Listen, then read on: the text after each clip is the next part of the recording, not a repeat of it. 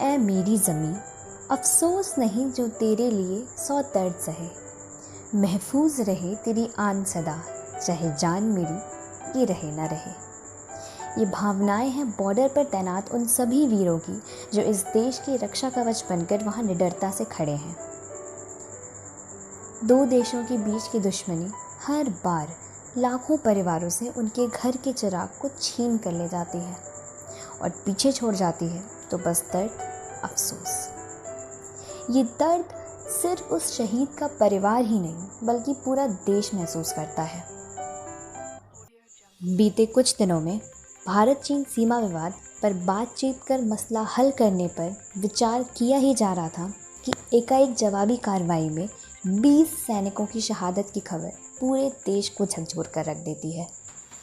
Colonel संतोष बाबू की अगुवाई में चले इस भीषण भिड़ंत में तकरीबन 35 से 50 चीनी सैनिकों के मौत की भी पुष्टि होती है, जिसमें चीन के कमांडर को जिंदा पकड़े जाने की खबर आती है। 15 जून की घटना को जानने से पहले आइए जानते हैं कि एलएसी का पूरा क्या विवाद है और क्यों चीन जो है वो भारतीय क्षेत्रों पर घुसपैठ कर अपना हक जताता रहता है। दरअसल 1962 में भारत चीन युद्ध के बाद से अपने अपने क्षेत्रों को लेकर काफ़ी विवाद रहा है शुरू से, जिसके तहत कुछ अहम समझौते हुए हैं दोनों देशों के बीच ताकि शांति स्थापित करी जा सके। इसी समझौते के चलते अक्साई चीन और भारत के बीच एक सीमा रेखा एलएसी माना गया है, जिससे अपने अपने एरिया की पहचान रहे। अभी का जो पूरा मामला चल रहा है वो 5 मई से लद्दाख शहर के पेंगोंग लेक, गलवान घाटी और हॉट स्प्रिंग्स कोंका पास एरिया में शुरू हुआ है। इस विवाद का मुख्य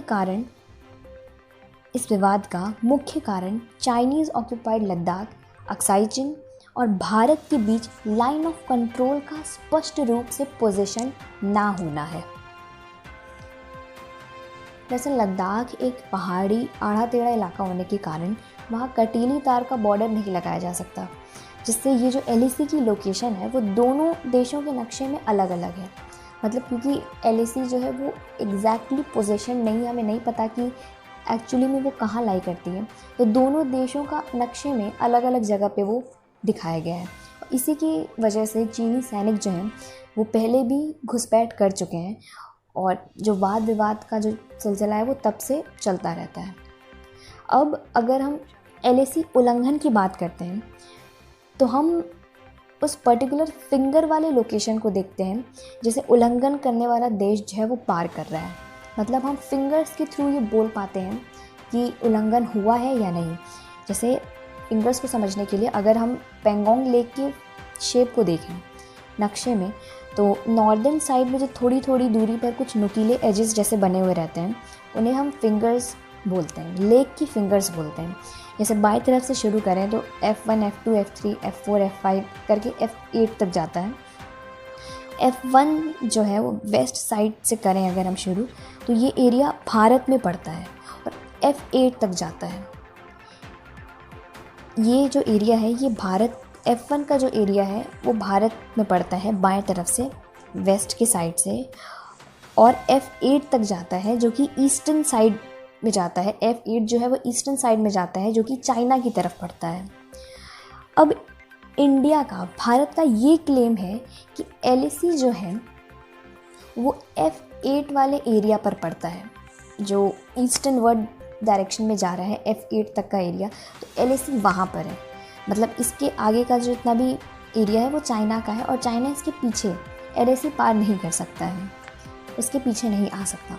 हालांकि जो फिंगर 1 से, हालांकि जो जितना भारत का एरिया है, अगर भारत का जो एरिया है वो फिंगर 1 से फिंगर 3 तक है, तो भारत का क्लेम फिंगर 1 से फिंगर 3 तक है। अब इसके बाद फिंगर 4 से जो शुरू होता है, फिंगर 4 से फिंगर 7 तक, क्योंकि फिंगर 8 पे एलएसी लगा है, फिंगर 4 से फिंगर 7 तक वो एरिया अनकवर्ड रहता है, वो अनकवर्ड एरिया इलाके में आता है। यानी कि उस एरिया में किसी भी देश का क्लेम नहीं है और ये जो है उस एरिया को हम ग्रे एरिया बोलते हैं, यानी area of differing perceptions, ADPA वो पर्टिकुलर एरिया कहलाता है।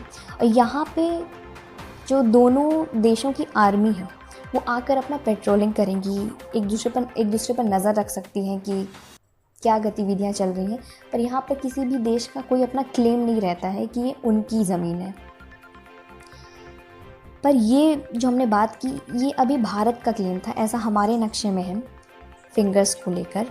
अब अगर हम चाइना को देखें तो चाइना का जो नक्शा है वो ये क्लेम करता है कि LAC जो है वो फिंगर 8 नहीं बल्कि LAC फिंगर 2 पर ही है। और उसके बाद F4 से जितना इलाका शुरू होता है वो ग्रे एरिया, वो एरिया ऑफ डिफरिंग परसेप्शन से, तो इनका बिल्कुल अलग ही अपना क्लेम है। तो अब यही जो दोनों का अलग अलग डिफरिंग परसेप्शंस, अब दोनों का अलग अलग अपना अपना क्लेम है कि हमारा इतना फिंगर तक है, हमारा इतना है। तो पूरा जो 5 मई को जो मैटर शुरू हुआ है वो यहीं से, इसी मसले की वजह से शुरू हुआ है, LAC की वजह से।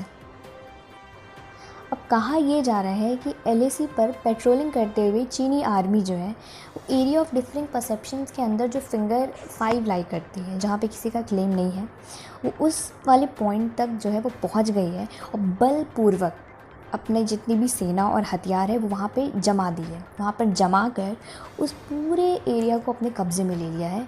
और समझौते के तहत अब, क्योंकि समझौता हुआ था कि उस एरिया में कोई अपना हक नहीं जताएगा, वहाँ पे किसी भी कंट्री का अपना क्लेम नहीं है, तो वहाँ पे वो बस पेट्रोलिंग करेंगे। पर इसके बावजूद वो वहाँ पर अपने हथियार और अपने सैनिक बैठा दिए हैं और वहाँ पर अपना क्लेम जता रहे हैं। तो इनकी ये मनमानी रही है। तो इस वजह से एक पूरा विवाद शुरू हुआ है। चीनी सैनिक और भारतीय सैनिक आपस में इसी वजह से लड़ रहे हैं। इसके बाद 11 मई को खबर आती है कि जो चाइनीज़ आर्मी है वो F5, पहले तो ये F5 तक के एरिया तक पहुंची थी उस पॉइंट पे, अब ये F4 तक आगे बढ़ गई है और धीरे धीरे जो है वो अब हमारा जो एम है, क्लेम जितना हमारा है उसकी तरफ बढ़ रहे हैं। मतलब पूरा भारतीय क्षेत्रों को भी अपना हथियाने के चक्कर में है। पैंगोंग लेक की बात करें तो जो 60% एरिया है वो अक्साई चीन की तरफ पड़ता है और जो LAC जो है वो इसी लेक से होकर गुजरती है। इसलिए ये जो लेक है पैंगोंग लेक, ये विवाद में बना हुआ है। अब इस लेक के साथ 5 और इलाके भी जो चीनी आर्मी है वो हथियाने की कोशिश कर रही है। मतलब अब तक जो है अपने पूरे 5000, जैसा कि खबर आई है सूत्रों के हवाले से, 5000 सैनिक जो हैं इन इलाकों में तैनात कर दिए गए हैं। और जो बहुत बड़ा चिंता का विषय बन गया है ये भारत के लिए, क्योंकि ये पूरी तरीके से अब हमें घेरने के उसमें है और पूरी तरीके से अपना कब्ज़ा जमा रहे हैं। अब ये तो बात हुई लेक की, पैंगोंग लेक में किस तरीके से इंट्रूजन हुआ है। अब उसके अलावा एक और एरिया जो इन्होंने हथियाया है, कोंका पास एरिया, उसकी बात करें तो ये जो एरिया है इसमें चीन को कुछ खास फ़ायदा नहीं है, इसलिए यहाँ पर इस एरिया को जीत कर भी उन्हें कुछ फ़ायदा नहीं होगा। इसलिए यहाँ पर सिर्फ तनाव बढ़ाने के लिए, सिर्फ भारतीय सेना की मुश्किल बढ़ाने के लिए, उनके ऊपर प्रेशर डालने के लिए यहाँ पर सैनिक बिठाए गए हैं। वहीं बात करें अगर हम गलवान घाटी की, तो ये सबसे मुश्किल वाला पॉइंट हमारे पास है जहाँ पे इन्होंने अपनी धाक जमाई हुई है। अब यहाँ पहले से ही चीनियों ने एक तो लंबी सड़क बना रखी थी और यहाँ पर इनकी जो सेना है वो ऊंचाई पर होने का फ़ायदा उठाती है। वहाँ पे ऊंचाई पर इनकी जो आर्मी है वो उधर बैठी हुई है, तो इसलिए जो सेना ऊंचाई पर बैठी है तो उनके लिए भारतीय सेना नीचे क्या कर रही है, उनकी गतिविधियों पर नज़र रखना इनके लिए आसान हो जाता है। इसलिए अब ये गलवान घाटी, इस पे जो हमारा क्लेम है उस एरिया तक भी ये लोग आ रहे हैं। अब यहाँ पर मुश्किल इसलिए ज़्यादा बढ़ जाती है क्योंकि पैंगोंग लेक में क्योंकि एक क्लेम था, एक हमारा एक LAC वहाँ पे फिर भी नक्शे में दिखाई गई है, पर गलवान में कोई भी ऐसी एरिया ऑफ डिफरेंट परसेप्शंस नहीं है, कोई क्लेम नहीं है। तो ये लोग वहाँ पे अगर कब्ज़ा जमा भी लें तो बहुत मुश्किल हो जाता है हमारे अपने एरिया को उनसे छुड़ाने में। तो इसलिए ये गलवान का जो इंट्रूजन है इनका वो थोड़ा ज़्यादा ख़तरनाक है। अब सवाल ये उठता है कि इनके यहाँ अभी कोरोना के नए मामले आ ही रहे हैं और कोरोना महामारी को पूरे विश्व भर में फैलाने का इल्ज़ाम भी इनके ऊपर है, लगाया जा रहा है ऑल ओवर कंट्रीज़ के थ्रू। तो इन सब के बीच भी ये जो चाइना है ये बॉर्डर विवाद की नई परतें क्यों खोल रहा है? तो ये कुछ इंटरव्यूज़ में मैंने देखा और वहाँ पे कुछ एक्सपर्ट्स का ऐसा कहना है कि शायद अपने ऊपर कोरोना वायरस डिज़ीज़ को पूरे विश्व में, जैसे मैंने कहा, उसको फैलाने के इल्ज़ामों से बचने और इस मुद्दे से सबका ध्यान हटाने के लिए चीन जो है वो बॉर्डर पे ही नई युद्ध छेड़ रहा है। तो बेसिकली ये सबका ध्यान डाइवर्ट करना चाह रहे हैं दूसरी तरफ, ताकि देश भूल जाए कि क्या करतूत चीन ने की है और उन पर कार्रवाई ना हो। एक और कारण ये भी हो सकता है कि जो शोक दारबुक से दौलत बेग ओल्डी तक भारत जो सड़क बना रहा है, तो उस सड़क निर्माण को रोकने के लिए जो चीन जो है वो ऐसी साजिश कर रहा है ताकि वो उस एरिया को हथियार ले, वहाँ पे सैनिक बिठाए और भारतीय सेना को सड़क बनाने से रोके, क्योंकि चीन जानता है कि इस सड़क से भारत को काफ़ी फ़ायदा होगा। तो वो उस फ़ायदे से जल रहा है, वो नहीं चाहता कि भारत को ये फ़ायदा हो, इसलिए ये कारण हो सकता है कि इस तरीके से वो अलग अलग एरिया में अपने सैनिक बिठा रहा है।